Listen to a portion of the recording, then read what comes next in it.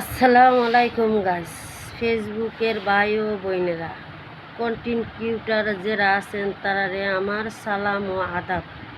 আজকে নতুন একটা নিউজ, দুঃখের মাঝে সুখের নিউজ।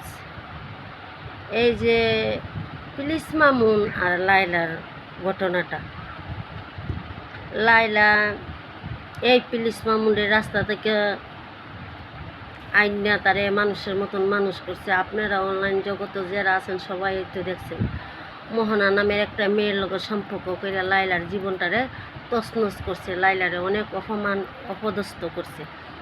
কিন্তু আমরা তো একটা মেয়ে মানুষ, চাই না লাইলারে অপমানি করা, বাংলাদেশের সব মা বোনরে অপমানি করা। কিন্তু সবথেকে পরে হয়েছে মানবতা। লাইলা এই পুলিশ মামুন্ডে যেই বিলাসিতা খাওয়া ফিন্দা রাজপুত্রর মতন লাইলা চালাইছে, কিন্তু বিনিময়ে লাইলা কি পাইছে? দুঃখ, কষ্ট, জ্বালা, যন্ত্রণা, মানুষের দ্বারা অপদস্থ, অপমান।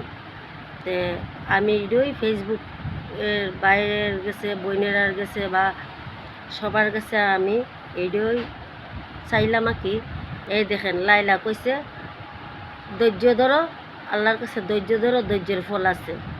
কয়দিন পরে, বেশি না, লাইলা ডেট দিছিল 3 মাসের। আপনারা মনে করো লাইলার ভিডিওটা সবাই দেখছেন, 3 মাসের।